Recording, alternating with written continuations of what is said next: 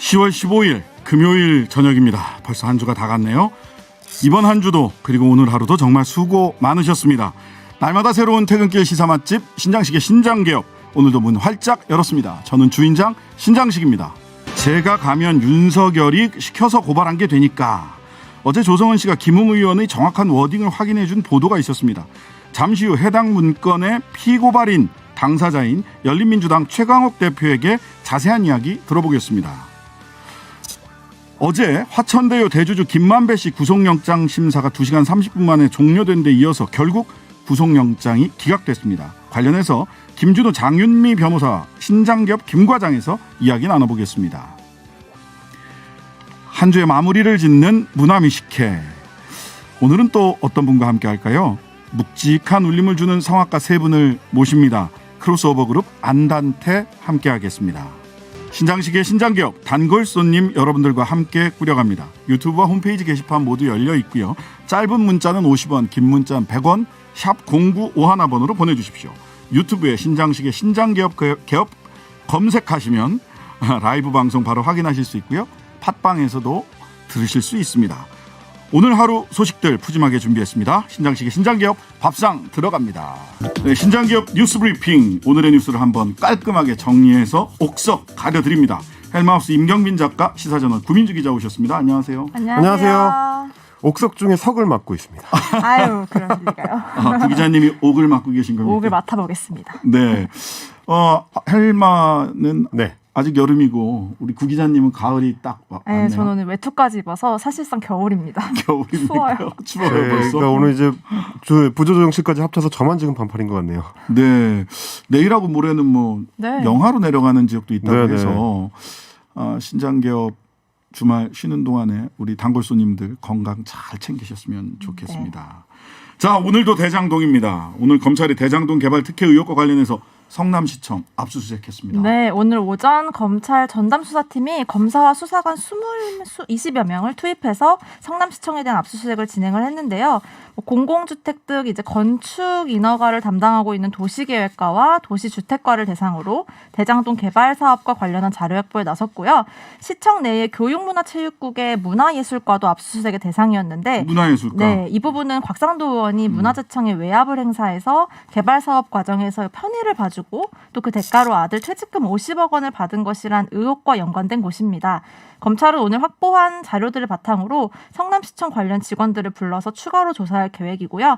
오늘 압수수색이 수사 착수에 23일 만에 이뤄지면서 야당에서는 뒷북이다, 봐주기 쇼다라는 비판을 이어가고 있습니다. 네, 뭐 뒷문 열어놓고 한 거 아니냐 이런 얘기를 네. 하죠. 예. 근데 이제 성남시청 같은 경우는 지금까지 이제 수사 전반적인 흐름을 봤을 때는 순서상으로는 지금 이제 틀린 건 아닌데, 네. 왜냐면 이제 원래는 이 앞에 있는 게 이제 성남도시개발공사였어야 되기 때문에 그렇죠. 실제로 이제 유동규 전 본부장을 구속을 했고요. 그리고 성남도시개발공사의 이제 압수수색을 통해서 뭐 컴퓨터 하드디스크 같은 걸 확보를 했는데, 그 뒤에 이어지는 수사에서는 검찰이 자꾸 한 템포 늦는다는 지금 비판을 받고 있긴 합니다. 요새 검찰이 여러모로 지금 비판을 네. 많이 받고 있어요. 유동규 전 성남도시개발공사 본부장 지인의 자택도 압수수색했다. 네, 오늘 또 하나의 압수수색 소식이었는데요. 유 전 본부장과 재혼한 것으로 알려진 여성 A씨의 자택을 압수수색한 것입니다. 유 전 본부장이 예전에 사용했던 휴대전화를 확보하기 위해 벌인 압수수색인데요. 검찰이 유 전 본부장 주변인들을 탐문조사하다가 옛 휴대전화가 이제 지인의 집에 보관돼 있다는 사실을 확인하면서 이뤄진 것이라고 전해지는데요. 유 전 본부장이 그 과거 이전에 창밖으로 던졌다는 휴대전화와는 다른 것입니다. 이 휴대전화는 포렌식 진행 중이고요. 검찰은 이 휴대전화를 통해서 대장동 사업이 한창 추진되던 때에 유의미한 증거들을 확보할 것이라고 이제 기대하며 찾고 있는데요. 다만 이제 이 과정에서 또다시 이제 경찰과 검찰의 수사 경쟁, 불협화음이 드러났습니다. 경찰에서는 이제 옛 휴대전화를 확보하는 과정을 검찰이 방해했고 또 공적을 가로챘다는 주장을 하고 있고요. 검경이 협력해서 철저히 수사하라는 문재인 대통령 얘기가 무색하게 중복 수사가 이뤄진다는 지적도 있습니다. 아니, 중복 수사를 해서라도 수사가 잘 되면 하면 모르겠는데 되는데. 막으니까 문제인 거 아닙니까 지금? 이게 그러니까 그 얘기잖아요. 휴대전화 경찰에서 압색영장 검찰에 청구를 했더니 검찰에서 네. 야, 다시 해오라고. 다시 수사 조금 더 보완해가지고 갖고 오세요라고 돌려보내놓고 그러고 검찰이 휴대폰을 그러니까요. 압색해서 확보를 네. 했다. 경찰은 이게 기분 좋은 일일 수가 없어요. 부글부글 한다고 이게 이제 하더라고요. 그런 얘기를 하는 경찰분들도 있더라고요. 제가 이제 합수본에서 일했던 그 네네. 경찰분하고 얘기를 좀 해봤는데 보통 이제 수사 기법상으로 봤을 때 아무래도 이제 디테일한 수사 측면에서는 경찰이 좀 더 강점이 있다 보니까 이런 식으로 압수수색, 뭐 계좌 압수수색이라든지 아니면 이제 어느 지역을 혹은 어느 장소를 압수수색할지를 경찰이 요청을 하면 거기서 힌트를 얻어가지고 검찰이 이제 가져가는 경우들이 종종 있다라고 얘기를 하는데 네. 지금 이 상황에 대해서도 비슷한 그 얘기를 하는 것 같습니다. 네.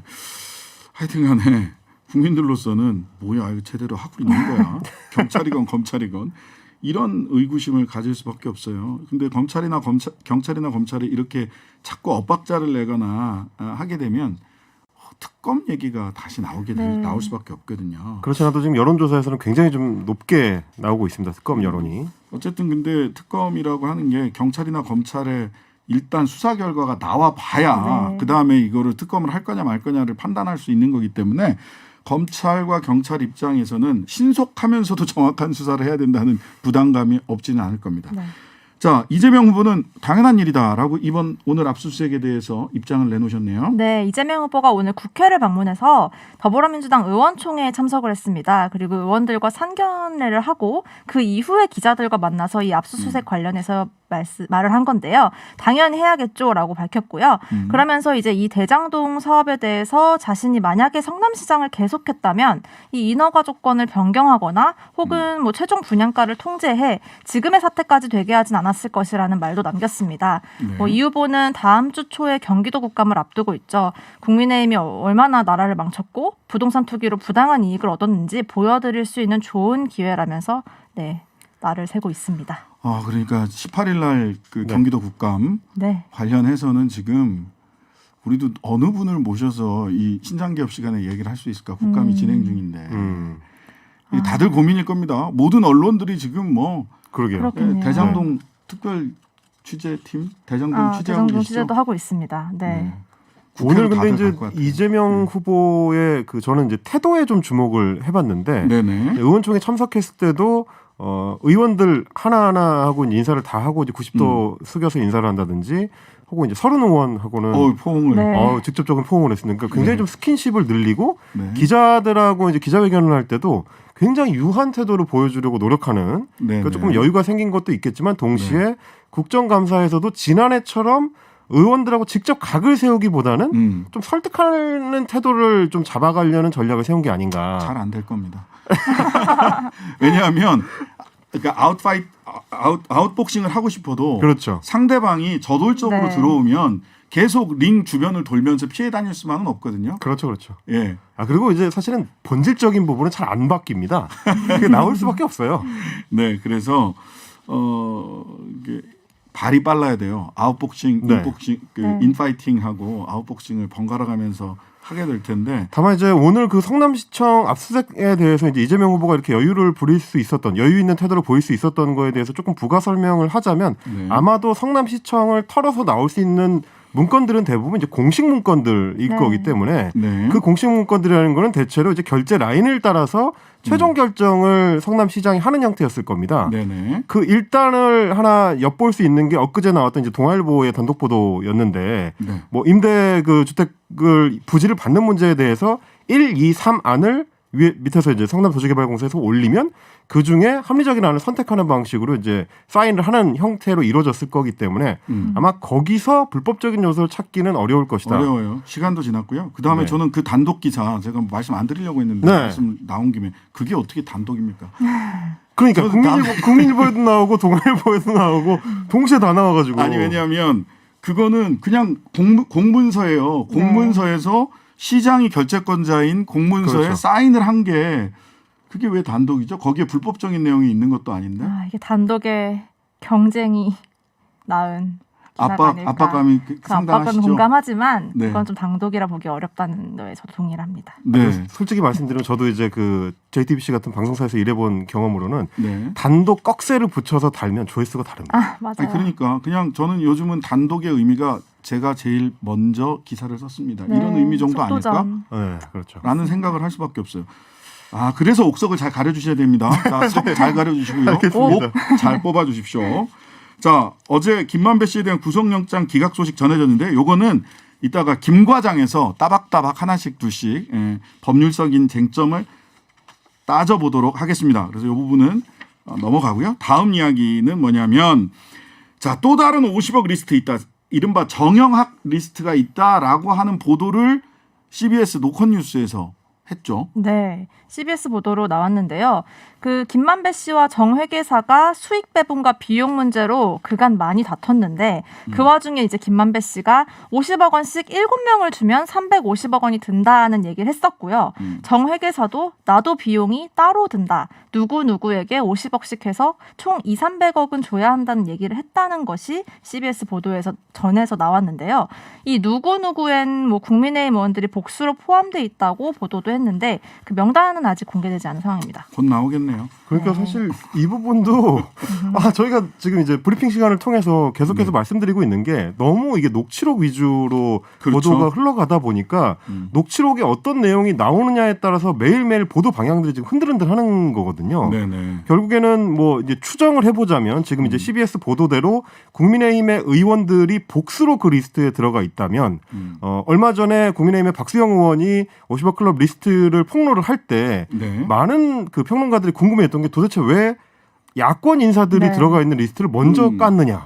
곽상도, 김수남 뭐 이런 양반들 들어가 있는 거를 누가 봐도 그렇죠. 지금 이게 유리할 게 국민의힘과 아닌데. 가까운 쪽 분들인데. 그런데 예. 만약에 추가로 국민의힘 의원들이 거기에 더 포함이 돼 있다면 거기에는 정치적 의도를 어느 정도 이제 추론할 수 있는 단서가 됩니다. 그렇네요. 미리 까서 충격을 완화시킬 수 있는 요소가 그렇죠. 하나가 있고 예. 그리고 이제 본인들이 가지고 있는 이 리스트를 네. 여권에서는 가지고 있지 않다면 요 정도로 마금을 할 수 있다라는 정책 계산이 들어갔을 가능성이 있다. 물론 이제 CBS 보도가 사실이라면 말입니다. 네네. CBS만 취재를 해서 보도를 했고 다른 아직까지는? 언론에서는 네. 지금 어떻게 확인 취재가 좀 됐나요? 확인 취재를 지금 그 녹취록을 중심으로 아무래도 확보를 해서 녹취록이 아무래도 검찰이 가장 중심적으로 생각하고 있는 사실상 네. 유일한 물증이기 때문에 녹취록을 지금 확보를 하고 또 확보를 한 언론사는 이를 어떻게 이제 가르마를 타서 어떻게 어디까지 팩트로 파악을 보도를 할수 하고 있느냐. 보도를 할 수 있는지를 지금 머리를 굉장히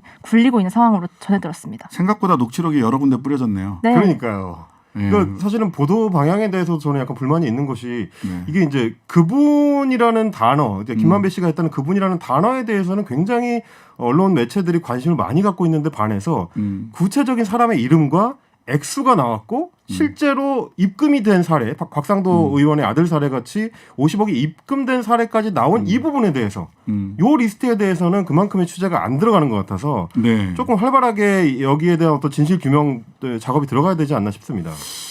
그래서 이게 그 사실 확인을 위한 취재보다는 그분 장사라고 저는 네. 생각을 하는데요. 이래서 의혹을 보도함으로 인해서 클릭수를 높이는 거에 지나치게 언론들이 지금 집중하고 있는 게 아닌가. 네. 추리 게임처럼 만드는 거죠. 네, 그러니까요. 사실관계 확인할 게 좀 있는데 보니까. 예. 네.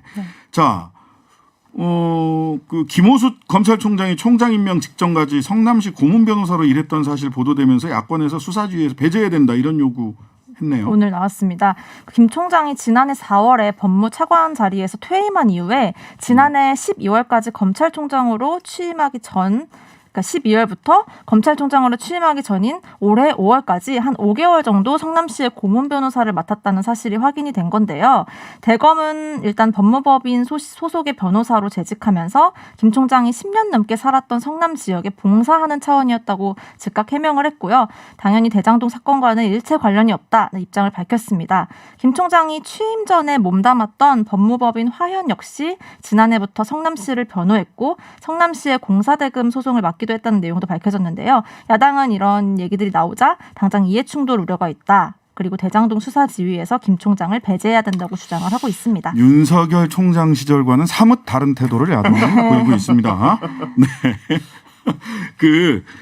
이거는 사실 뭐 시나 자치단체 같은데 자문 변호사 내지는 고문 변호사 저도 몇 군데 하고 있는데요. 네. 네. 한 달에 한 30만 원 받나? 그리고 일은 되게 많이 줘요. 그 진짜 별거 아니거든요. 이게 이제 왜냐면 예산에 맞춰서 이 네. 변호사료가 나가니까 여러 많이 못 명을, 주죠 네. 뭐. 그래서 사건을 그러니까 말하자면 신뢰를 확보하기 저는 어느 시의 자문 저도 뭐 과천시의 자문 변호사가 한데 네, 네. 저는 어느 시의 자문 변호사입니다라고 의뢰인들에게 신뢰를 받기 위한 하나의 방편이고요. 그다음에 좀 이렇게 봉사한다라고 하는 측면도 좀 있습니다. 사실 행정이 자치단체가 굉장히 어렵기 때문에. 네. 그다음에 한 발짝 더 나가면 혹시 큰 소송이 걸리면 그때 저희들을 우선 고려해 주세요. 아. 이런 정도 의미예요. 다만 제가 조금 김호수 총장에 대해서 조금 쓴소리를 할 수밖에 없는데 김호수 총장은 당시에 감사위원이라든지 각종 그 정부 기구에 추천이 굉장히 많이 되던 분이에요. 법무부 차관 끝나고 나서부터 그렇죠. 계속해서 네. 그랬잖아요. 근데 그 중간에 그 화현이라고 하는 법무법인에 들어가서 급여를 받기도 하고 했단 말이에요.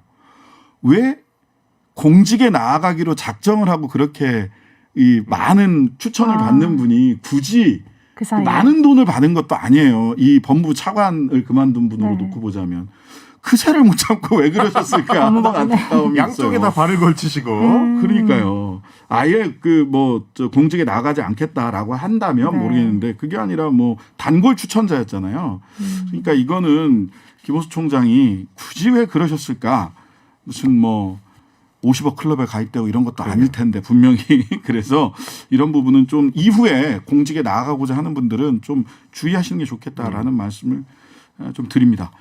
자, 윤석열 캠프가 삼고초려 끝에 주호영 전 원내대표죠. 당대표 선거 출마했다가 떨어지시기도 네, 했고. 이준석 대표에게 패배한. 예. 네.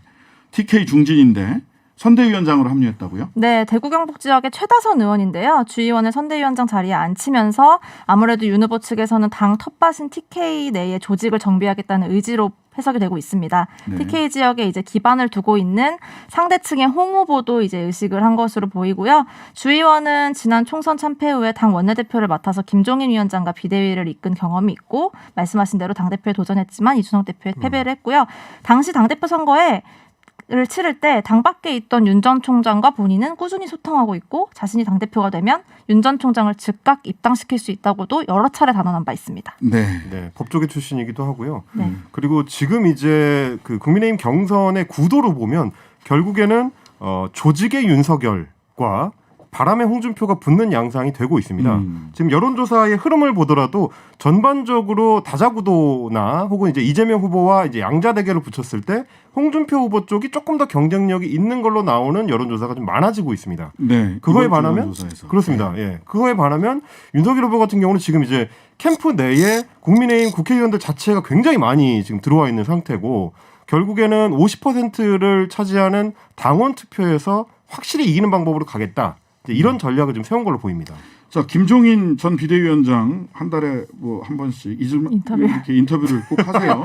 존재감을 네. 잊을만 하면 한 번씩 발휘를 하는 네. 분이죠. 근데 원래 홍 후보와 김종인 비대위원장은 사이가 안 좋았습니다. 네. 네. 공천도 못 받았잖아요. 그렇죠. 네. 그리고 비대위원장 하는 동안에도 사사건건 부딪혔죠. 네. 입당도 못 했어요. 심지어 그렇습니다. 이준석 대표 된 다음에나 입당했는데 홍준표 후보의 현재 상승세 얼마나 지속될지 모르겠다. 더 치고 올라가긴 힘들 거다. 이렇게 평가절하했네요. 네, 그러면서 윤석열 후보를 조금 띄워줬어요. 네. 뭐 이재명 후보가 가장 껄끄러워할 후보는 윤석열이다. 윤 후보 쪽에 조금 우호적인 입장을 보였고요. 내년 선거에서 야권이 승리할 가능성은 60-70%, 민주당 내의 분열 상황은 계속 지속될 것이라고도 내다봤습니다. 다만 이제 제가 이제 우리 네. 청취자분들을 위해서 이 시점에서 한번 말씀드리자면 대선 캠프가 본격적으로 꾸려지기 시작하는 그러니까 네. 판이 열리는 시점에 가까워질수록 말씀의 신뢰도가 가장 낮아지는 정치인 중에 한 분이 이제 김종인 위원장입니다. 왜냐하면 예전에 했던 얘기랑 굉장히 다른 말씀을 하고 계세요. 그렇네요. 바로 얼마 전만 하더라도 뭐 국민의힘 쪽에는 가지도 않을 거다. 이렇게 얘기를 했었고 윤석열 후보에 대해서도 이렇게 하면 안 된다. 파리들이 뭐 꼬이면서 굉장히 좀 삐끗하고 있다. 이런 네. 어떤 평가 전환하는 얘기들을 많이 했었는데 네. 오늘 인터뷰에서는 사뭇 다른 기존에 해왔던 얘기랑 굉장히 다른 얘기를 하고 있기 때문에 아마도 이제 대선 캠프가 만들어지고 난 이후에 본인의 어떤 행보를 염두에 둔 좀 발언들로 좀 보인다. 그 그런 거랑- 부분을 좀 감안할 필요가 있을 것 같습니다. 그런 거랑 균형 맞추기를 잘 하세요, 이분이. 그러니까 어느 쪽이 한쪽으로 좀 기운다, 어느 쪽이 조금 이렇게 낮아진다, 너무 높아진다 이러면은 적절히 한쪽을 쳐내고 한쪽에 무게를 좀 네. 실어주면서 이 균형을 맞추려고 하는 이런 역할들을 많이 하시죠. 예. 그렇게 균형 맞추면 본인의 몸값이 가장 비싼 상태가 유지가 된다는 점도 그렇죠. 있죠. 네. 그렇죠. 예. 자, 오늘 저녁에 윤석열 혼중 오늘 매주 금요일 날 저녁이 1대1 토론을 한단 말이에요. 네. 그쪽이 월요일하고 수요일이 4대 사자. 4명이 다 사자 토론을 하고 매주 금요일은 1대1 토론을 하는데 오늘 밤 드디어 윤석열, 홍준표, 유인태 전 국회 사무총장에 의하면 건달기 후보 두 분이 마스 토론. 네. 마스 토론을 벌입니다. 자, 한번 관심 있게 지켜봐야 될 것 같고요. 정부가 오늘 마지막 거리두기 방안을 발표했는데요. 이 마지막 거리두기 방안과 관련해서는 잠시 후에 이대 목동병원 호흡기내과 천은미 교수와 관련해서 이야기를 나눠보도록 하겠습니다. 자, 오늘 이번 한 주도 고생 많으셨습니다. 헬마우스 임경빈 작가, 시사저널 구민지 기자, 감사합니다. 감사합니다. 네, 국감기간입니다. 많은 뉴스들이 국회에서 나오고 있는데요. 그 가운데 주목을 끄는 뉴스 대장동 그리고 고발사주입니다. 최근 조성은 씨와 김웅 의원 간의 통화 녹취 내용이 보도가 되면서 과연 그 안에 윤석열이라는 세 글자가 등장했느냐 아니냐 이게 쟁점이 됐는데 등장했다. 그게 한 번뿐일까요? 또 조성은 씨는 이렇게 얘기하기도 했습니다. 자, 고발사주 사건의 고발장의 피고발 당사자죠. 그 새 쌍둥이 고발장에 의해서 고발을 당했고 1심 판결까지 사실은 받았습니다. 열린민주당 최광욱 대표 연결하겠습니다. 안녕하세요. 네, 안녕하세요. 예, 많이 바쁘시죠, 국감이라. 네, 그러네요, 아무래도. 예, 어제 이두봉 검사장을에게 일갈하시던 모습이 마음에 남습니다. 네, 고맙습니다. 보셨군요. 네, 네. 왜 사과 안 합니까? 정말.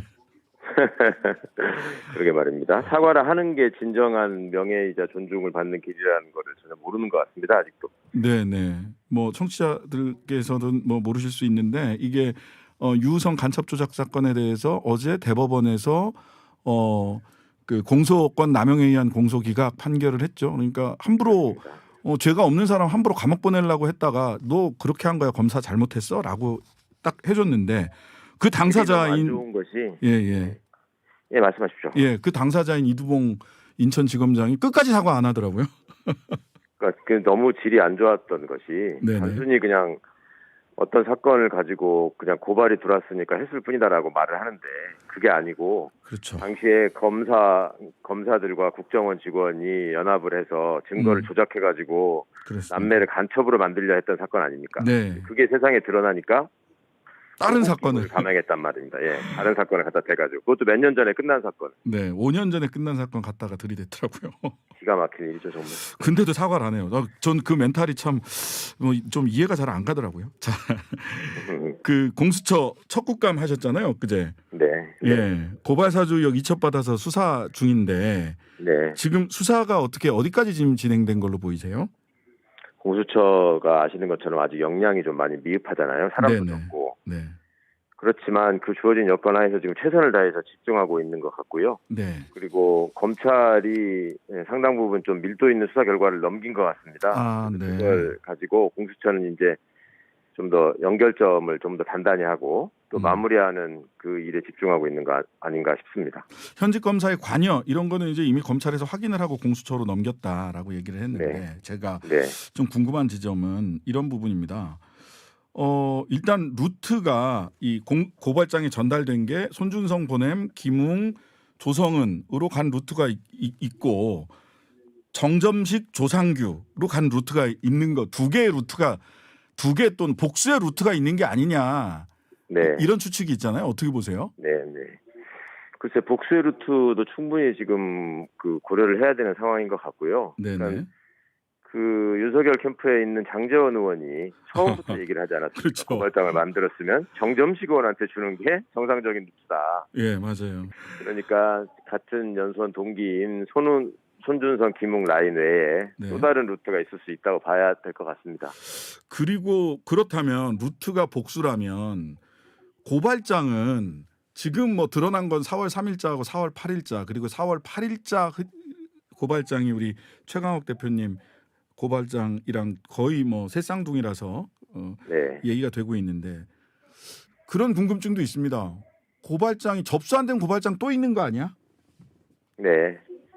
어떻게 보십니까? 아니면 그러니까 그 4월 3일 고발장의 내용을 이제 어떻게 또 실현했느냐가 네네네. 있는데요. 자, 아시는 것처럼 제가 세 번째 기소된 사건은 채널A 관련해서 예. 그 해당 기자인 이동재 명예훼손을 했다는 거잖아요. 네, 그렇죠. 그러면은 그게 처음에 담고자 했던 네. 4월 3일자 고발장의 주조가 네. 뭐 장모 총장의 장모와 부인이 억울하다 뭐 그걸 괴롭혔으니까 명예훼손이다 이런 것도 있지만 네. 그 채널A 사건과 관련해서 이것은 검언 유착이 아니고 소위 그들이 주장하는 권언 유착 내지는 정언 유착이다라는 프레임으로 만들기 위한 내용들이 가득 써 있었거든요. 네. 그리고 그 논리를 지금도 여전히 윤석열 씨는 반복하고 있습니다. 네네. 그 내용을 가지고 제 명예훼손 수사 기록을 보면 네. 그 내용으로 맞추려고 집중했던 흔적들이 여실히 남아 있습니다. 아, 수사 기록 직접 보셨으니까. 네. 그렇죠. 기소가 됐으니까. 네. 그런데 그것이 아무리 하려고 해도 이게 객관적인 증거하고 전혀 맞질 않는 거죠. 그렇죠. 그러니까 유착을 하려면 사전에 만나갖고 협의하고 모의하고 하는 과정이 있어야 될 텐데 네. 3월 31일자 MBC 보도가 나가기 전까지 저는 아무것도 몰랐던 거거든요. 네네. 그러니까 그것이 객관적으로 확인이 되니까 이 사람들이 어떻게 더 이상 할 수가 없으니까 네. 눈물을 머금고 명예훼손을 가지고 건 것 같은데.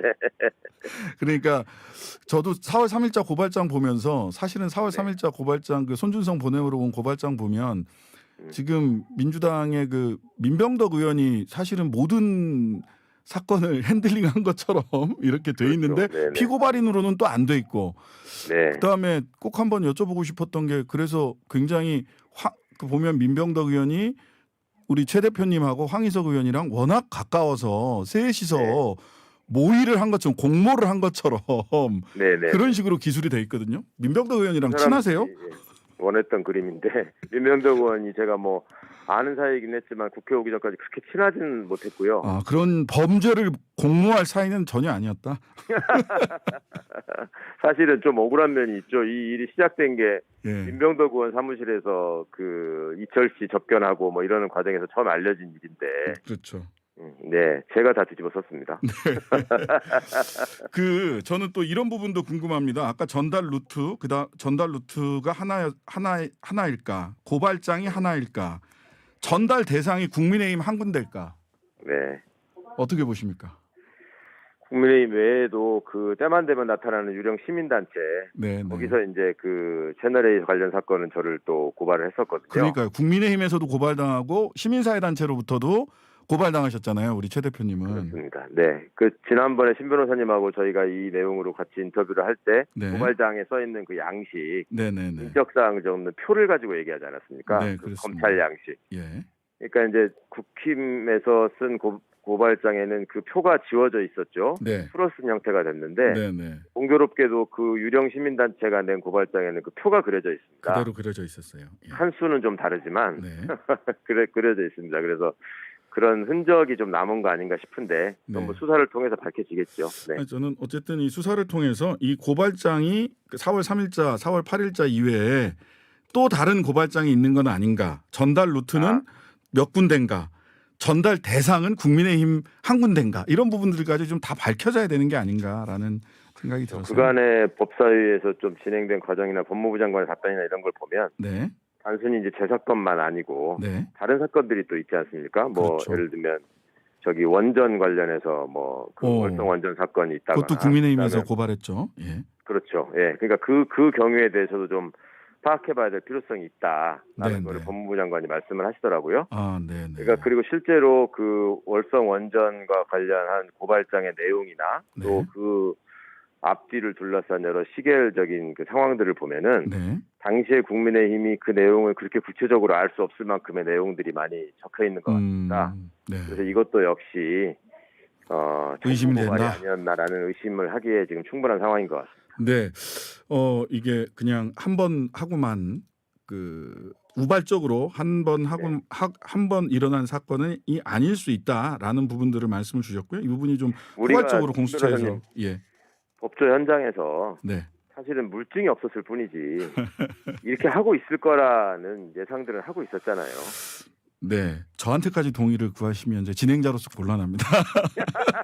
아니 전문가시니까 네, 이것이 이제 확실하게 지금 드러났을 뿐이라고 저는 생각합니다. 네, 알겠습니다. 자, 그런데 많은 사람들이 이 부분을 궁금해하고 있습니다. 뭐냐면, 자, 그래서 당시 검찰총장인 윤석열 전 검찰총장의 지시 묵인 방조 이런 게 확인되기는 어려운 거 아니냐 결과적으로. 그래서 네.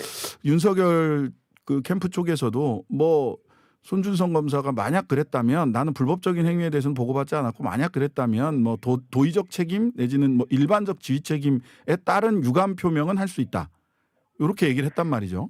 그러니까 오리발을 내밀다가 번번이 실패하니까 이제 꼬리 자르기로 가면서 그런 언급을 한 적이 있죠. 네네. 그런데 이것도 역시 변호사님이시니까 더 잘 아시겠지만 우리 대법원 판례가 네. 반드시 직접 증거만 가지고 공모 정황을 인정하지는 않는 거 아닙니까? 그렇죠. 그 간접 사실이나 정황 증거들을 다 종합해 볼 때 또 두 네. 사람의 관계나 사건의 진행 과정이나 그것을 통해서 이익을 얻게 되는 사람, 그다음에 실행 정범의 이익은 무엇이고 그 사람의 의도는 왜 이 범행을 실행해야 되는가 이런 것들을 감안해서 판단하게 돼 있단 말입니다. 네네. 그러니까 저는 충분히 그간에 나타난 정황만으로도 지금 윤석열 씨가 상식적으로 이 사건에 관여되지 않았다라고 주장하는 것은 너무나 무책임한 거짓말이라고 생각하는 입장이고요. 네네. 그런데 이분이 그동안 일관되게 보여온 태도가 막무가내식이죠. 어제 행정법원에서 징계처분 취소소송 기각 판결을 받은 뒤에 네. 오늘 보인 반응을 제가 언론을 통해서 보고 정말 어이가 없었는데 네네. 내가 총장도 끝났는데 징계 효력을 왜 판단하는지 모르겠다 이런 말을 본인이 했다고 해요. 저도 그거 보고 굉장히 정말 놀랍지 않습니까? 아니 자기가 판단해달라고 해놓고 이걸 왜 판단하냐 이러는. 본인 그냥 지금이라도 소취하시면 돼요. 특히 이번에 이제 녹음 파일 나오면서 그 언론에 보도된 게 김웅 의원이 대검에 찾아가야 되는데 제가 가면 윤석열이 시켜서 고발한 것이다가 나오게 되는 거예요. 네. 이렇게 하래요.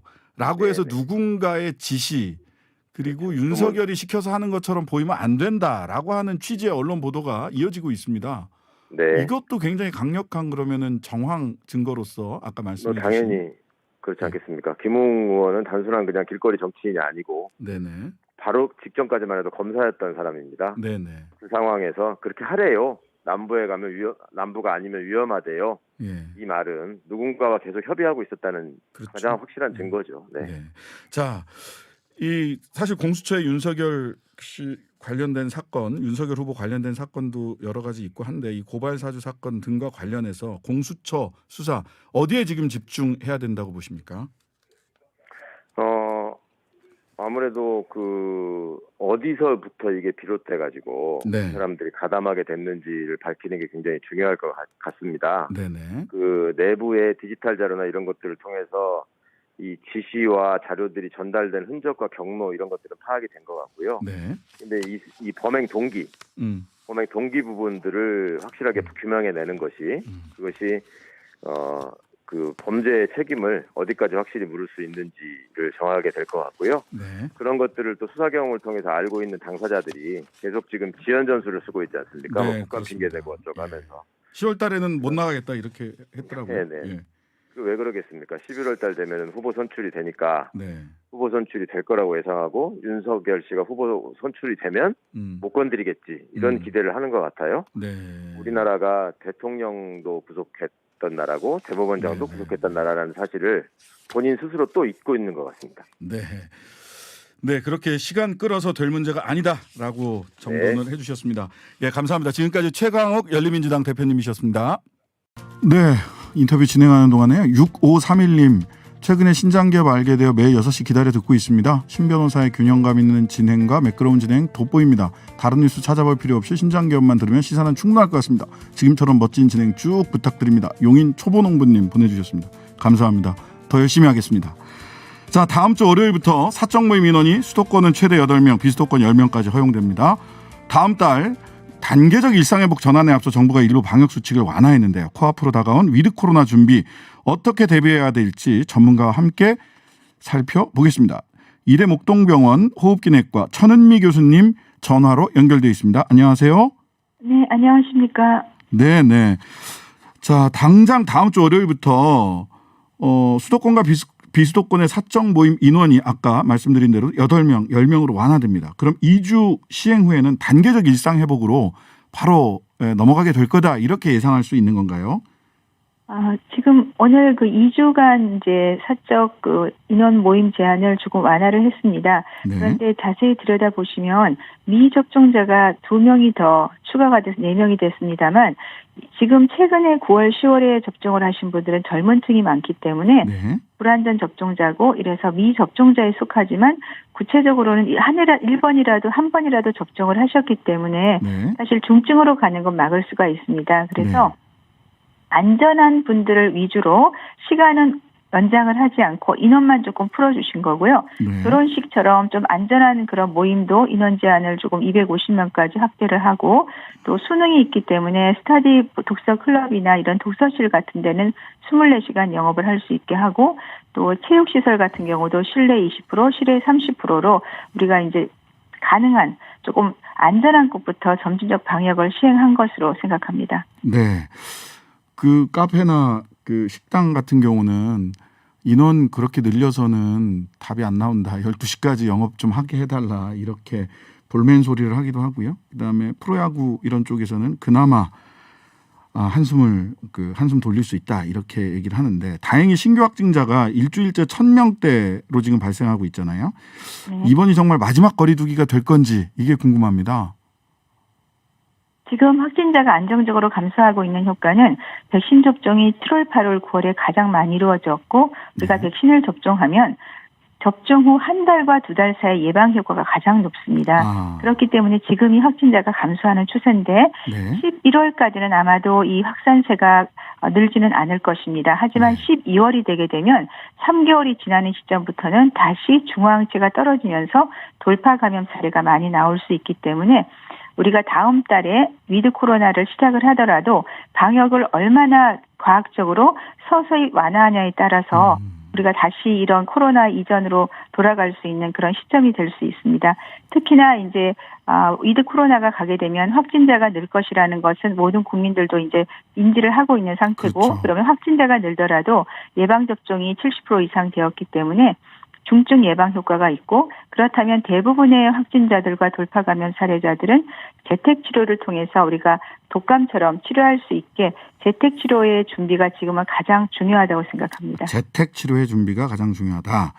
자, 방역 당국은요. 접종 완료율이 85%가 되면 델타 변이 바이러스도 전파력 아무리 높아도 이겨낼 수 있다라고 예상을 하던데 이 얘기는 좀 믿을 만한 얘기인가요?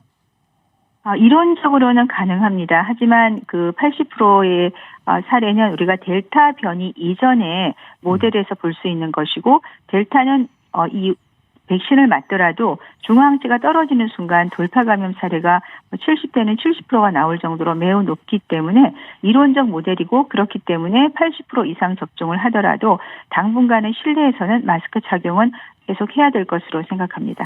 마스크는 이론 지금까지 나온 건 다 이론이니까 실전에서는 여전히 실내에서도 마스크 착용해야 된다.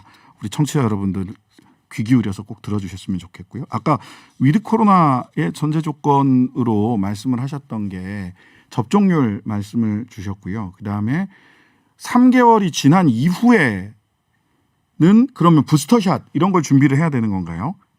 3개월까지가 가장 그 접종 예방 효과가 높다고 하셨는데 그 이후는 네, 우리가 연구를 보면 2개월에서 3개월 사이에 이 중화항체가 떨어지기 시작합니다. 그렇기 때문에 몸에서 중증을 예방하는 효과는 거의 90% 이상을 6개월 이상 유지를 하는데요.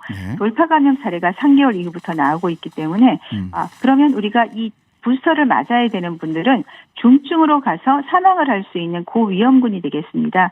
고위험군은 65세 이상의 연령이 높으신 분이나 면역이 억제된 분 그리고 코로나 환자와 접촉을 해서 환자한테 감염을 시킬 수 있는 의료인들 이런 분들 위주로는 부스터가 필요할 수 있지만 대부분의 우리 일반 국민들께서는 이미 몸 안에 면역을 기억세포가 갖고 있기 때문에 코로나19와 우리가 접촉을 하게 되면 몸에서 항체를 만드는 그런 게 다시 발휘가 됩니다. 그래서 모든 분이 부스터를 맞을 필요는 지금 없겠고 정말 치명적인 새로운 변이가 나온다면 거기에 맞는 부스터를 맞는 것이 필요할 것 같습니다. 아, 예. 저도 부스터 맞아야 되나 이렇게 생각하고 있었는데 부스터샷을 제가 뭐 이렇게 고연령층은 아니니까 부스터샷을 그냥 뭐 지금부터 반드시 맞아야 된다 이렇게 생각할 필요는 없다. 고연령층 면역이 약하신 분들 이런 분들만 부스터샷 맞으면 된다.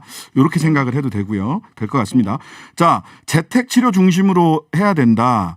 이런 것도 그냥 뭐 각자 알아서 하세요가 아니라 현장에서 위드 코로나로 갔을 때에서 의료기관 현장에서 지금 준비 정도는 조금 믿을만하다. 이렇게 보십니까? 아직 정부가 정확하게 어느 정도로 재택치료 준비가 되어 있는지 발표를 하진 않았습니다. 앞으로 2주 정도의 시간 동안에 우리 국민들이 바로 재택치료로 들어갈 수 있도록 전국적으로 준비가 되어야 됩니다. 사실 우리가 위드 코로나가 코로나 감기나 독감처럼 개인 의원에서 진단을 받고 처방을 받을 수 있는 그 시점이 되면 사실은 우리가 감염이 되거나 이래도 크게 걱정이 안 되기 때문에 아직 개인 의원에서 코로나 환자를 볼 시스템은 되어 있지 않습니다. 재택치료를 하더라도 그곳에서 응급이 발생할 경우에는 전담병원으로 응급 이송을 할 수 있는 그런 체계가 지자체별로 의료기관별로 우리가 1대1로 개인과 그 의료기관이 매치가 되어 있는 그런 순서가 전 필요하고 그렇기 때문에 지금부터 정부가 2주 동안 열심히 좀 잘 준비를 해주는 것이 위드 코로나 가는 시점에서 중요한 점이라고 생각합니다. 네, 2주간 굉장히 중요한 준비를 정부에서 해야 될 것 같습니다.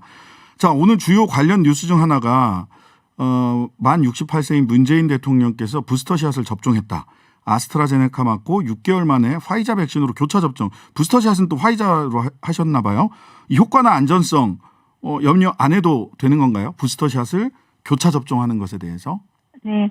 최근에 아마 아스트라제네카 맞으신 분들이 화이자 교차 접종하신 사례가 있을 겁니다. 네네. 대부분은 이 증상 자체는 교차 접종 안 하고 동종 접종할 때랑 거의 유사하고요.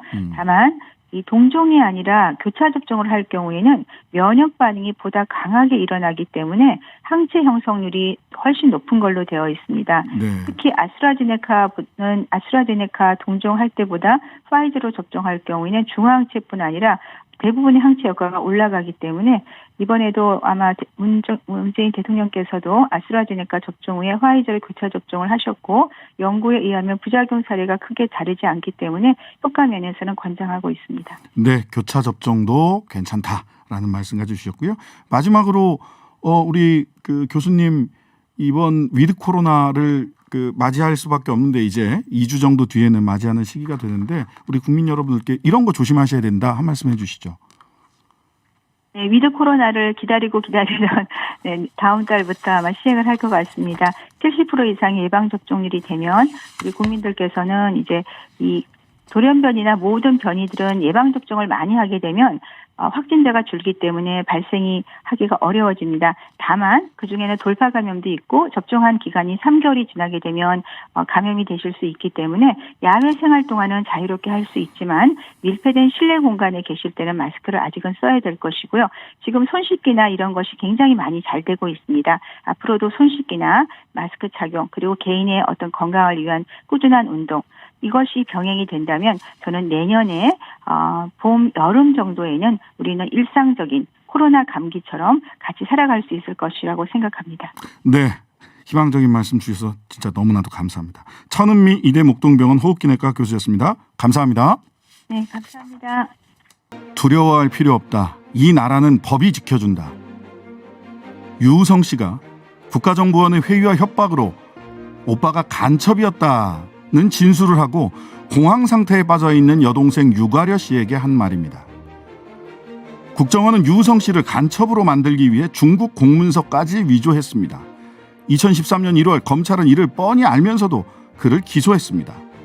조작 사실이 밝혀지고 유우성 씨가 무죄 판결을 받을 것이 예상되자 검찰은 2010년에 재판에 넘기지 않기로 했던 유우성 씨의 사건 파일을 캐비넷에서 꺼내 2014년 기소해버립니다. 그로부터 7년이 지난 후인 어제 대법원은 이 사건에 대해 공소권 남용을 인정한 공소기각을 판결했습니다. 공소권 남용.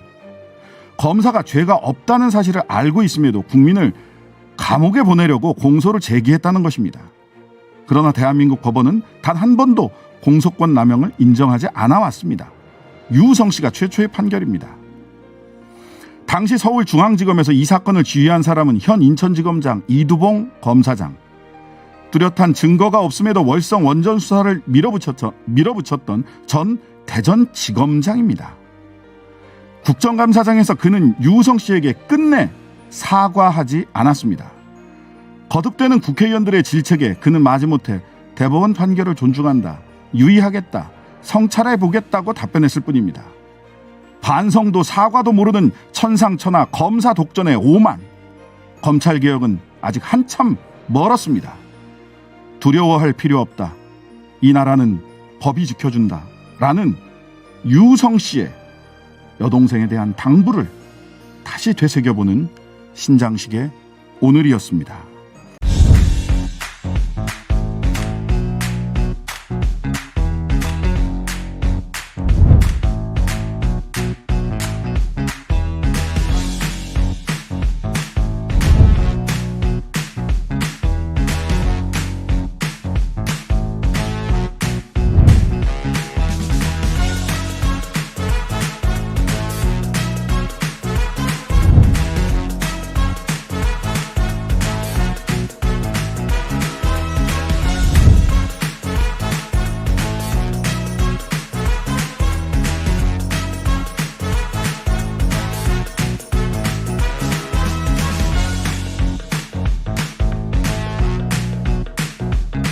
네, 금요일에 따끈따끈한 법정 신장개혁 김현장 아닙니다. 신장개혁 김과장, 신장개혁 김과장 모든 과장님들을 응원하는 김준우 변호사, 장은미 변호사, 김과장 나오셨습니다. 안녕하세요. 네, 안녕하세요. 네, 김 변호사님 여기 네. 교통 때문에 많이 아, 네, 그러니까요. 서둘러 막 서울시장님께서 좀 서울시 교통 체증에 대해서 특단의 대책을 교통방송과 함께 마련해 주셨으면 하는 강한 바람입니다. 아, 예. 뭐 작은 바람입니다. 이럴 줄 알았더니 진짜 고생하셨나 보네. 강한 바람이라고 말씀을 주셔서 일찍 오셔서 식사를 하세요. 네, 알겠습니다. 자, 그 모든 뉴스 브리핑에서 다 다뤘는데요. 네. 영장 기각 관련해 가지고 또 대장동으로 시작을 했는데 그 중에서도 특히 김만배 씨 영장 기각 그 생각보다 시간이 많이 걸리진 않았어요. 2시간 반 예. 심리하고 한 10시간 만에 나왔어요. 네. 근데 기각 사유가 피의자 방어권 보장할 필요성이 큰 반면 구속 필요성이 소명됐다고 보기 어렵다. 당장은 법원이 김 씨 측 주장에 손을 들어준 모습인데 또 이제 영장 재청구한다고 네. 명시적으로 밝혔어요. 네. 네. 자, 방어권 보장 필요성 크다는 건 결국 검찰이 범죄 사실 입증 증거 충분히 확보 못했다는 건데 녹취록만으로는 모자랐다 이렇게 지금 봐야 되나요? 그렇죠. 사실 예. 뭐 영장 당연히 발부될 거다라는 전망이 좀 높기는 했습니다. 왜냐하면 이번에 영장 김만배 씨에 대해서 청구한 거는 유동규 씨의 영장과 좀 짝꿍 성격이 좀 있어요. 진짜 네네네. 깐부 성격이 좀 있는 건데 간부. 예, 제명이 겹치기도 하고 그런데 이 부분과 관련해서 뇌물 755억 원을 적시를 했는데 이 5억 원 그러니까 유동규 씨의 영장에 적시됐던 뇌물 5억 원과 관련해서 검찰이 처음엔 1억 현금 4억 수표라고 했다가 이 5억 원이 똑같이 이 김만배 씨 영장에도 들어가니까 이 5억 원의 성격에 대해서 누가 수표로 뇌물을 주냐 그리고 그렇죠. 이 4억 원에 상응하는 또 수표가 뭐 이게 꼭 시리얼 넘버가 일치한다는 것까지는 밝혀지지 않았지만 어쨌든 그 금액이 일치하는 수표가 남욱 변호사 사무실 압수수색 과정에서 나오기도 했고 그러니까. 그렇다면 이 5억 막 계속 물음표가 달리니까 검찰이 말을 바꿔서 이거 현금 5억이야라고 하면 당연히 영장 발부 여부를 판단하게 되는 법원으로서는 고개를 갸우뚱하게 되는 거죠. 신뢰성이 그냥 확. 예, 확 떨어졌고 그러니까 이런 사정 변경이 있었고 저는 지금 검찰 수사 그리고 검찰의 수사 의지에 대해서 굉장히 공격하는 어떤 비판들이 많은데 저는 이 사건 자체가 사실상 실체가 어느 단계까지 있는 것이냐 정치권에서 공세를 퍼붓는 것처럼 정말 어마어마한 사건에 수천억 원대 배임 사건이고 수천억 원대의 뇌물 사건인 것인가 과연 이게 검찰의 의지만으로 소명이 안 되고 있는 것인가 아니면 사건 자체가 용두사미로 끝날 수밖에 없어서 그런 것인가 저는 후자 성격도 조금 있다고 봅니다. 사건 자체가 복잡하고 어렵다. 저 네. 좀 복잡한데 이거 가지고 이제 윤석열 후보가 엄청나게 비판을 했어요. 이런 건 본 적이 없다라고 그죠?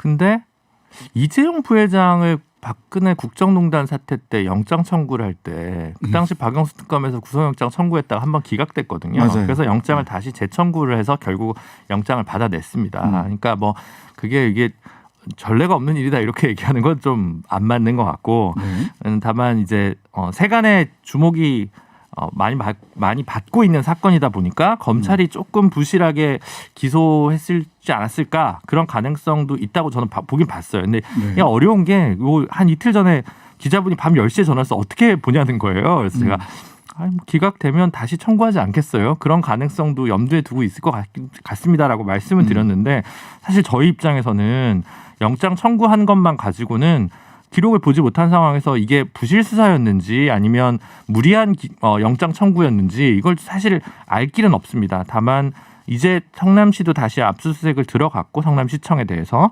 그러니까 소명되지 못한 부분에 대해서 좀 검찰이 비판을 겸허하게 좀 수용하고 좀 더 추가적인 수사 끝에 영장을 다시 청구할지 말지 결정하면 될 것 같습니다. 뭐 청구는 재청구는 한다고 했고요. 네. 근데 이제 또 하나 처음부터 저도 이제 뭐 기자들한테 연락 받고 전화 받고 하면은 내가 보기에는 정영학 녹취록은 나중에 재판에서 증거로 못 쓰일 가능성이 크다. 편집 그래서 무결성이라든지 네, 오염됐어요. 오염 가능성, 무결성이 입증이 안 되고 오염 가능성이 해소가 안 되면 이거 자칫하면 못 쓰게 될 가능성이 있다라고 걱정인가 하여튼 그런 판단을 저도 한 적이 있는데 영장실질심사 때 검찰에서 이거 녹취 파일 틀어보려고 재생하려고 했는데 판사가 제지해가지고 재생도 못했다는 거예요. 네, 그렇죠. 증거 능력 때문에. 그러니까 방어권 문제도 있고 증거 능력 문제도 있고 다 걸려 있는 것 같아요. 물론 뭐 영장실질심사 때는 뭐 그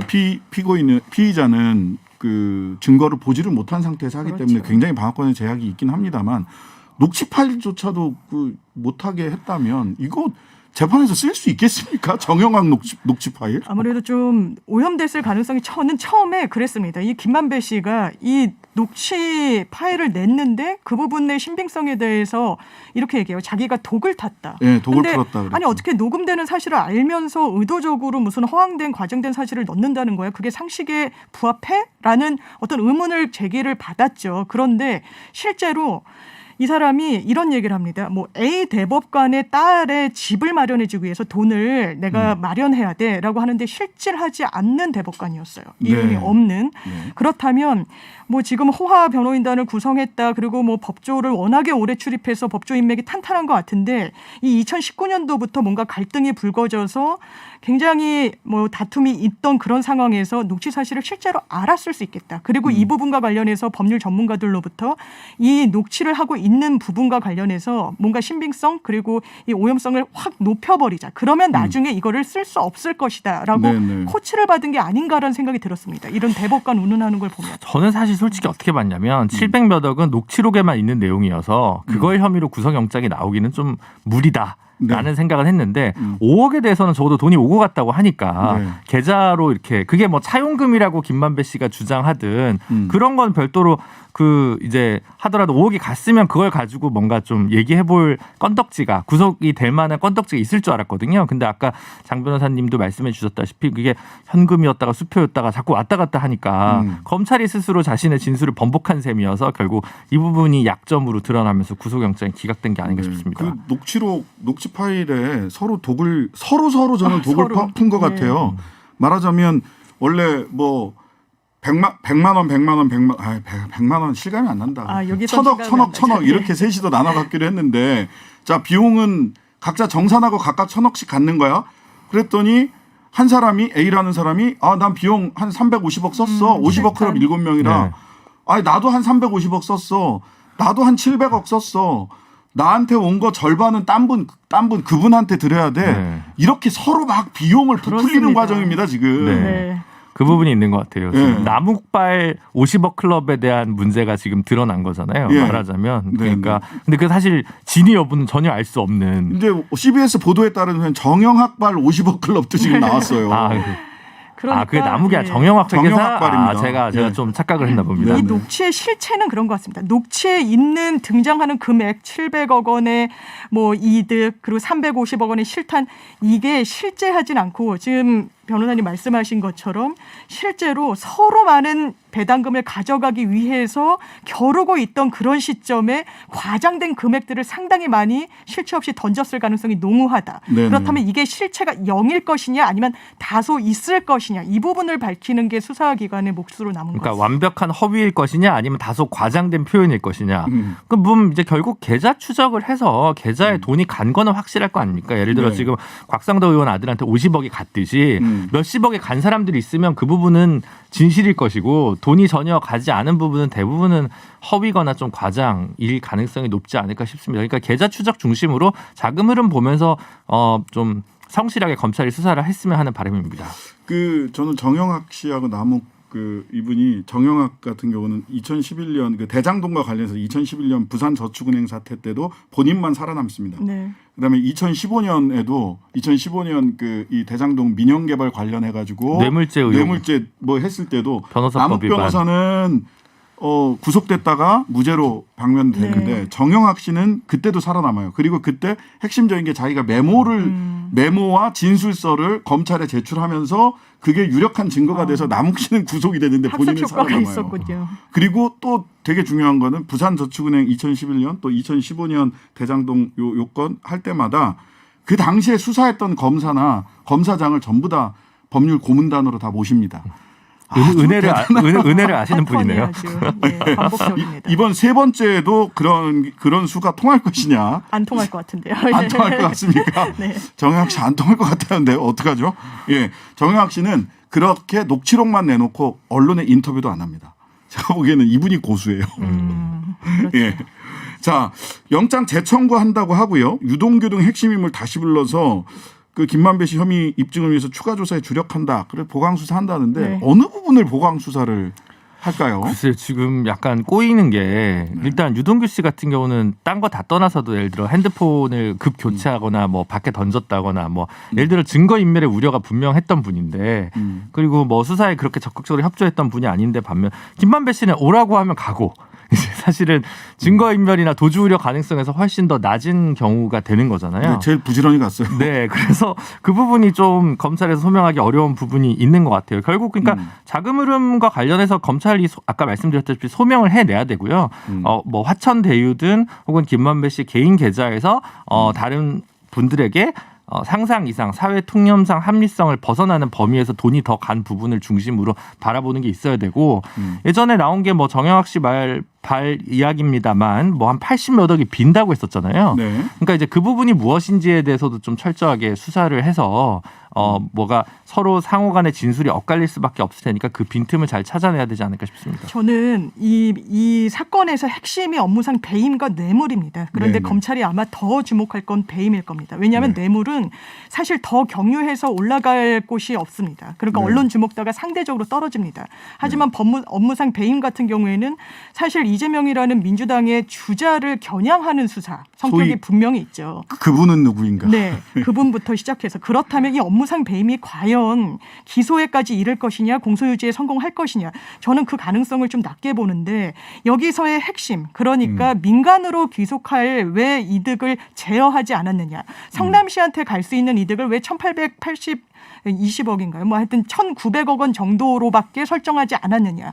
그 부분과 관련해서 그렇다면 캡을 씌우지 않는다면 분배하는 겁니다. 2대8 내지 3대7 이런 비율로 그렇죠. 이득을 나누는 건데 이럴 때 애초에 이득만 남을 가능성, 그렇지만 이게 손해가 날 가능성도 제어를 한다면 이 사업을 설계하는 공공기관, 성남시와 성남도시개발공사로서는 어떤 공공기관의 성격상, 그러니까 사기업이 아니지 않습니까? 네. 이득을 더 많이 남기는 데 방점을 찍기보다는 손해가 나지 않는 쪽에 훨씬 방점을 찍어서 설계를 했을 겁니다. 이 기관의 성격상. 네. 그렇다면 이득이 넘어가는 것을 결과론적으로는 막지 못한 측면이 있다고 하지만 이게 업무상 배임으로까지 의율해서 처벌할 수 있는 사안인가? 저는 상당히 좀 어려울 거라고 저는 생각합니다. 조금 다르게 보는데 왜냐하면 그래요? 죄명만 놓고 얘기하면 이게 헷갈리실 수 있기 때문에 뭐 장윤미 변호사님이랑 다른 의견이라기보다 이제 지금까지 드러난 보도 등에 따르면 네. 현재까지 있는 증거나 사실관계 혹은 각자의 주장에 따르면 이재명 후보의 업무상 배임이 밝혀지는 것은 어려울 것 같다라는 것이고 장윤미 변호사님 얘기는 네. 지금까지 밝혀지는 그 보도에 따르면 유동규 씨가 업무상 배임을 했을 가능성은 배제할 수 없지 않을까. 그러면은 결과적으로 유동규의 업무상 배임이 인정된다고 하면 그 이재명 후보와의 공모 여부, 공모 지시 묵인 네. 방조 여부 네. 이런 게 이제 포인트가 그렇죠. 되겠네요. 근데 그 부분은 워낙 오래된 일이기도 하고 사실 사실관계 규명하기도 굉장히 어려울 거라고 보이는 거고요. 쉽지 않다고 봅니다. 예, 정민용 그 부분은. 변호사가 성남도시개발공사에 취업하는 과정이라든가 네네. 이런 걸 봤을 때 뭐 남욱 씨와 정민용 변호사의 관계 이런 것들을 봤을 때 거기서 또 채점위원 중에 한 명이었다는 보도도 있었고 그래서 화천대유가 포함된 하나은행 컨소시엄을 선정하는 과정에서 뭔가 불법성이 없었는지 그 첫 번째 그 테마와 두 번째 초과수익 규정을 넣자고 했는데 이를 유동규 씨가 묵살한 과정에서 유동규 씨의 배임 여부 이 두 가지가 좀 쟁점이 되지 않을까 싶습니다. 예, 쟁점을 확인을 해봤고요. 역시 대장동 얘기는 한번 시작을 하면 참 끝내기 어려워요. 네. 시간 얼마 남지 않았는데요. 네. 어제 워낙 중요한 대한민국 최초로 공소권 남용 판결이 나왔기 인정한 때문에 판결이 나왔죠. 예, 다른 분들은 어떻게 생각할지 모르겠지만 변호사들로서는 예. 이야 드디어 이 공소권 남용 얘기를 그렇게 했는데 드디어 첫 판례가 나왔다. 그렇죠. 매우 감격적인 내지는 매우 의미 깊은 판결이 나왔습니다. 자, 간단하게 네. 유성 씨 이 사건 공소권 남용 공소기각 판결이 난 사건의 개략을 네. 한번 장 변호사님. 그렇습니다. 이 사건 이제 기소된 혐의는 이 대북 송금을 했다. 13억 원이라는 돈을 북한에 밀반출했다라는 혐의였는데요. 이 사건이 2014년 5월경에 다시 불거졌는데 훨씬 4년 전에 이미 불기소. 기소 유예가 됐던 사건입니다. 네. 이 유우성 씨가 관여한 정도가 굉장히 미비하고 반성한다는 이유로 검찰 스스로가 기소를 하지 않았습니다. 예, 그런데 2014년 4년을 거슬러 올라가서 이 밀반출 혐의로 재판에 넘겼는데 그 사이에 어떠한 사정 변경도 없었다라는 게 대법원의 판결입니다. 그렇죠. 그러니까 이 사람을 여기에 있었던 중간에 사정 변경이 있었다라는 것은 사실 다들 많이 기억하시겠지만 간첩 조작 사건. 예, 그 부분과 관련해서 이 두 사건의 중간 지점에 유우성 씨가 국정원 직원들을 고소하고 형사적으로 문제 제기를 합니다. 그 부분과 관련해서 뭔가 괘씸죄로 검찰이 본인들이 갖고 있는 기소권, 공소권을 남용해서 본인들이 기소유예했던 사건을 다시 재판에 넘김으로써 이거는 한 사람의 어떤 인생을 7년 동안 재판을 받게 됐습니다. 네. 굉장히 무리하다라는 게 대법원의 최종 판단입니다. 그러니까 말하자면 이런 겁니다. 간첩 조작 사건에 검찰이 관여됐다. 국정원만 한 게 아니라 검찰도 같이 관여됐다. 그렇습니다. 알면서도 했다. 네. 예, 이게 그 재판에서 확인이 될 것 같으니까 갑자기 유우성 씨를 네. 묵혀뒀던 캐비넷 사건 가지고 기소했다. 그쵸. 이거 공소권 남용이다. 네. 이런 판단인 거죠. 네, 유성 씨가 이제 간첩이 아닌데 간첩으로 이제 증거를 조작해 가면서까지 무리하게 기소를 했다 무죄를 받으니까 무오류의 신화에 빠진 검찰로서는 반성하기는커녕 다른 건에서 여봐라 이러면서 이렇게 다시 기소를 한 거죠. 4년 전에 있던 걸 갖고 와서 그러니까 이거 너무 무리한 거라고 해서 2심에서도 이 사건은 공소권 남용이 인정됐는데 대법원에서도 이제 확정이 되면서 검찰로서는 사실 좀 말을 하기가 좀 되게 어려워진 측면이 있습니다. 왜냐하면 문무일 총장이 사과했죠. 예, 사과를 했던 사건 중에 하나였는데도 불구하고 공소를 취하지 않고 그냥 계속 공소를 유지했어요. 이 사건에 대해서. 그러면 안 돼요. 예, 그 자체부터 사실은 검찰이 자신의 지난 과오에 대해서 입으로만 반성하고 전혀 실천하지 않았다는 거에서 비판에서 자유로울 수 없었는데 이 대법원 판결까지 나오면서 도대체 검찰은 뭐 한 거냐라는 비판을 할 수밖에 없는 거죠. 당시 담당이었던 부장 형사 제2부장 이두봉 지검장 어제 국감에서 네. 끝까지 사과 안 하더라고요. 네, 그렇습니다. 사과하겠냐고 그랬더니 명시적으로 사과라고 하진 않고 성찰하겠다. 성찰해 보겠습니다라고 예. 자기가 얘기하더라고요. 네, 유의하겠습니다. 대법원 판결 존중합니다. 이거는 전부 다 자기 자신을 향한 거예요. 타인을 향해서 내가 잘못했으니까 그 사람을 향해서 뭔가 사과를 해야 되잖아. 근데 절대 안 해요. 대단합니다.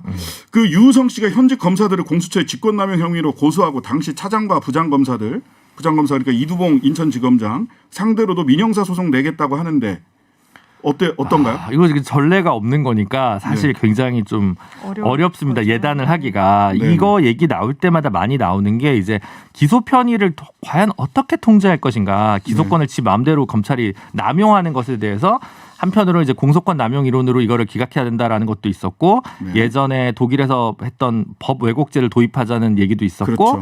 그다음에 이제 재정 신청 제도를 전면 확대해 가지고 통제권을 좀 막자라는 얘기가 있었고 대배심 제도를 하자는 얘기가 있고 이게 지금 사실 기소권 남용을 어떻게 할 건지에 대해서 굉장히 뭐랄까 논의가 많은데 가닥을 못 잡고 있는 상황이잖아요. 근데 네. 그 상황에서 직권남용죄로 민사 소송은 뭐 어쨌든 이렇게까지 민사는 되는데 뭐 할수 되겠죠. 있지 근데 않을까? 이걸 했다고 해서 형사처벌에까지 이를 것이냐라고 얘기하기에는 조금 쉽지는 않지 않을까 싶습니다. 네, 솔직히. 형사는 사례가 없어서 좀 지켜봐야 된다. 민사는 가능성이 가능할 것 있다. 같다. 예, 네. 요 정도로 정리를 해볼 수 있을 것 같습니다. 예, 장윤미 변호사님, 김진우 변호사님, 감사합니다. 고맙습니다. 감사합니다. 네, 가을입니다. 가을은 청고마비의 계절 그리고 독서의 계절이라고 흔히들 말하죠. 오늘은 1천만 권 이상이 넘는 자료를 소장하고 있는 국가문헌의 보고 국립중앙도서관이 개관한 지 76주년이 되는 날입니다. 서혜랑 관장님 모셨습니다. 안녕하세요. 네, 안녕하세요. 네네. 네, 국립중앙도서관장 서혜란입니다. 네. 저한테 국립도서관은요. 제가 변호사니까 반포대교 넘어서 중앙지검 가는 길, 대법원 가는 길 오른쪽에 있고 네. 조달청 네, 바로 옆에 맞습니다. 있고 그렇죠. 그다음에 양재에서 변호사 사무실에서 근무를 할 때가 있었는데 그때는 정말 자료 찾기 힘들 때 국립중앙도서관 가서 자료 찾았던 기억이 있습니다. 네, 지금도 뭐 인터넷으로 굉장히 좋은 자료 많이 저희가 제공해 드리고 있습니다. 네. 같이 찾아주세요. 네. 네, 네. 네. 오늘 국립도서관 특별한 날이잖아요. 76번째. 아유. 네. 오래됐습니다. 개관 기념일이라고 들었습니다. 국립도서관 네. 역사 개요 간단하게 소개 좀 해주시죠. 네, 76년 전이니까 1945년 10월 15일에 당시에는 이제 국립도서관이라는 이름으로 개관을 했거든요. 네네. 근데 사실은 전신이 조선 총독부 도서관이에요. 네.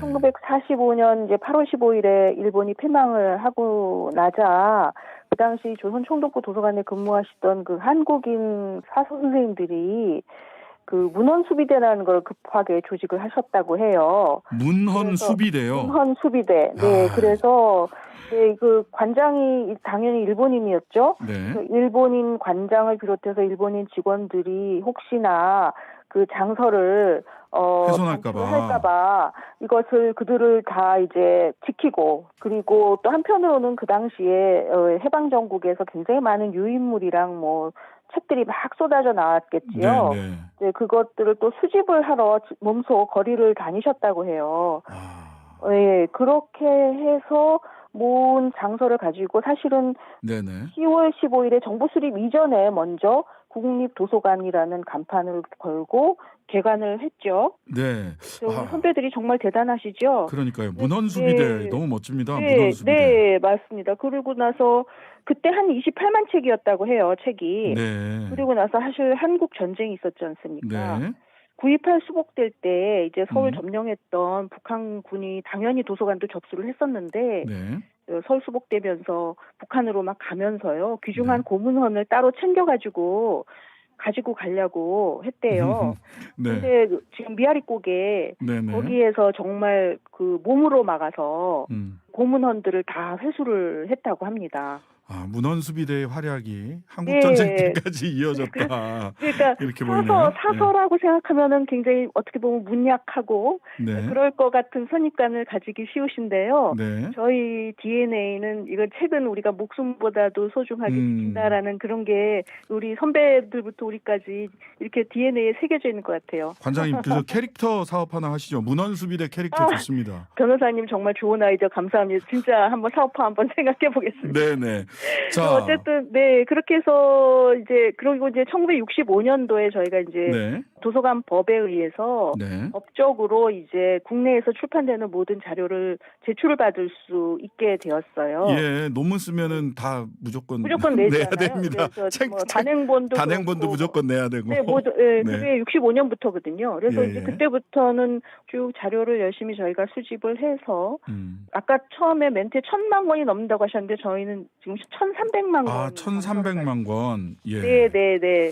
사서들만이 힘써서 됐겠습니까? 모든 국민들께서 열심히 또 출판하시면 납본을 해주시고 네네. 또 관심을 가져주셨기 때문에 이런 일이 일어날 수 있었다고 생각을 하고요. 네. 아마 저도 제 이름으로 된 책이 한 두세 권 있는데 다 아유. 그쪽에 납본이 돼 있을 겁니다. 당연히 네 검색하면 다 나옵니다. 네, 그러니까요. 검색하면 네. 다 나와. 네. 자, 문헌수비대 28만 권에서 1,300만 장서까지 지금 네. 76년의 역사가 그 숫자로도 정말 대단하다라는 네. 게 확인이 됩니다. 자, 그러면 이제 80년, 90년, 100년을 준비해야 되는 시간이기도 할 텐데요. 네. 국립도서관의 미래 어떤 청사진 그리고 계신가요? 네, 사실 아까 1,300만 권 장서라고 말씀을 드렸지만 오프라인 자료만 생각을 한 거고요. 디지털 자료를 포함을 하면 온라인 자료 현재 저희가 수집한 온라인 자료가 한 1,700만 건 가까이 되거든요. 3천만 건이네요. 그럼 건수로 따지면. 예, 그렇죠. 뭐 전자책이라든가 전자저널, 뭐 웹사이트, 뭐 디지털 자료 등등등 해서 그게 1,700만 건이에요. 네. 그것은 이제 역시 온라인 자료 납본이 2016년부터 저희가 또 이제 법에 의해서 납본을 받고 생각보다 있거든요. 온라인 자료 납본이 늦었네요. 국제적으로 그렇게 늦지는 않았어요. 근데 그런 사실은 겁니까? 예. 네, 그 온라인 자료가 이렇게 납본의 범위는 제한돼 있고요. 사실은 굉장히 새로운 요즘에 웹툰이라든가 뭐 네. 웹소설 같이 새로운 매체 그다음에 SNS 뭐 유튜브라든가 그래서 이제 저희는 그런 것들은 이제 굳이 법에 의존하지 않고 적극적으로 지금 수집을 하고 있고요. 그다음에 네. 여러 가지 구술 자료, 구술 네. 채록 같은 것도 하고요. 네. 그다음에 해외에도 사실 저희의 소중한 문헌들이 많이 흩어져 있지 않습니까? 네. 네, 그런 것들도 디지털화를 통해서 네. 우리 도서관에서 이용할 수 있도록 그렇게 노력을 하고 있거든요. 네. 사실은 아직도 뭐 우리가 1,300만, 3천만 권 장서다고 얘기를 하지만 아직도 배가 많이 고픕니다. 그래서 아직 우리가 수집 못한 자료들이 굉장히 많아서 이런 것들 굉장히 열심히 수집을 해야 되고요. 네. 저희가 서초동에 그 사실은 서고는 거의 안 보이실 거예요. 이용자들이 보시기에. 근데 다 지하에 다 있거든요. 예. 그리고 겉으로 근데 드러난 거는 이제 큰 건물이 숲속에 네. 이렇게 있어요. 네. 자료들은 다 이제 지하 서고에 있는데 네. 사실은 그 서고가 거의 다 찼어요. 그래서 저희가 이제 2024년에 개관할 예정인데요. 네. 평창에 그 국가문헌 부족관 건립을 합니다. 네네. 네, 그 평창 하시면은 이제 동계올림픽 생각나잖아요. 네. 네, 동계올림픽 당시에 그 IBC 국제방송센터가 있었어요. 저희가 그것을 이제 리모델링을 하는 사업을 시작했어요. 아유, 윈윈이 되겠네요. 예. 네, 그렇죠. 어쨌든 그것을 올해 작년에 이제 예타 통과를 했고요. 네. 그래서 이제 올해에 지금 설계 작업을 하고 있거든요. 그래서 네. 이것이 2024년에 개관을 하게 되는데 네. 그 국가문헌 부족관은 물론 당연히 이제 서고 굉장히 최신 시설을 갖춘 서고가 되겠지만 네. 다른 그 도서관들이 갖고 있는 자료들도 저희가 이제 보존 지원을 해드릴 예정이고요. 네. 도서관 데이터 센터가 거기에 같이 자리 잡게 돼요. 네. 거기에 이제 모든 디지털화 시설이 다 들어가게 되고요. 네. 그래서 디지털 콘텐츠를 구축하는 아마 거점이 되고 데이터 센터 역할을 하게 될 것 같아요. 자, 제가 한 가지 여쭤볼게요. 데이터 센터가 된다. 이거 굉장히 사실 지금 뭐 코로나 이후에 온택트 시대에 그렇죠. 걸맞는 프로젝트일 텐데 아마 사용하시는 분이 사용자들이 국민들이 좀 궁금해하실 부분은 좋다. 평창에 그런 것도 만들고 국립중앙도서관에 좋은 디지털화된 정보 자료들이 있는데 이거를 조금 더 가까이에서 사용할 수 있는 방법이 있느냐라는 게 사실 국민들이 궁금해하실 것 같아요. 네, 국민들이 그렇죠. 동네에 있는 작은 도서관이라든지 또는 자기 사무실이나 집에서 이런 디지털 자료들을 좀 쉽게 접근할 수 있는 방법이 지금 있는가? 이게 좀 궁금할 것 같습니다.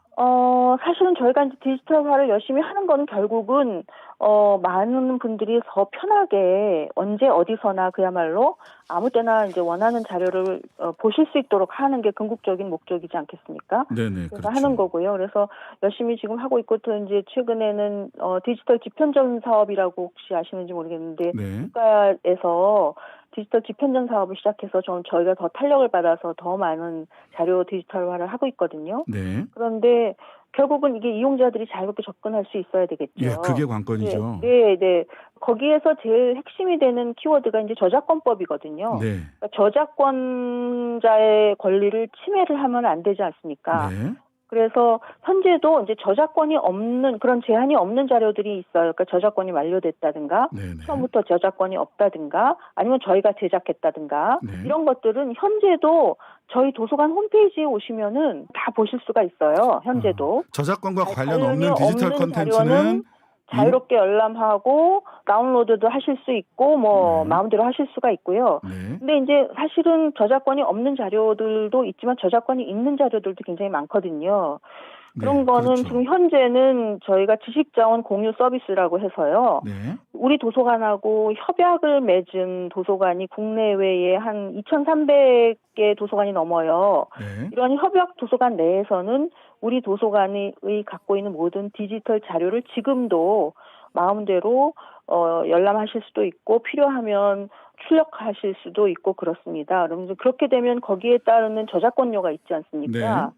그 저작권료는 저희가 지불을 해드리고 있어요. 아, 네네. 그렇기 때문에 협약 도서관에 가시기만 하면 어느 분이든지 언제 어디 전국에서 사용하실 수가 있긴 하죠. 네. 근데 이제 이제 협약 도서관을 더 많이 늘려가야 되고요. 네, 그러니까요. 그런데 또 이번에 코로나 사태를 겪으면서 사실은 이용자분들이 협약 도서관조차도 사실은 가기가 힘든 경우도 있지 않았습니까? 네, 수업도 다 온라인으로 이루어지니까 예, 이러는 그렇죠. 자료도 소위 저작권이 살아있는 그런 좋은 자료도 국민들이 네. 조금 더 네. 온라인으로 보다 더 편안하게 접근할 수 있는 네. 방법을 네, 좀 네. 찾았으면 좋겠다라는 바람이 있네요. 네. 예. 네, 그래서 저희가 사실은 3개년 계획을 세워서 여러 가지 사업을 지금 시작했는데 그 중에 하나가 전자책 서비스 온라인 플랫폼 구축이라는 사업이 있어요. 네. 그걸 통해서 그러니까 저작권이 있는 자료인 경우에는 당연히 그런 저작권료를 드려야 되고요. 네. 그런데 이제 그 저작권료는 좀 더 현실화가 돼야 될 것 같아요. 현재의 그 저작권료가 좀 약간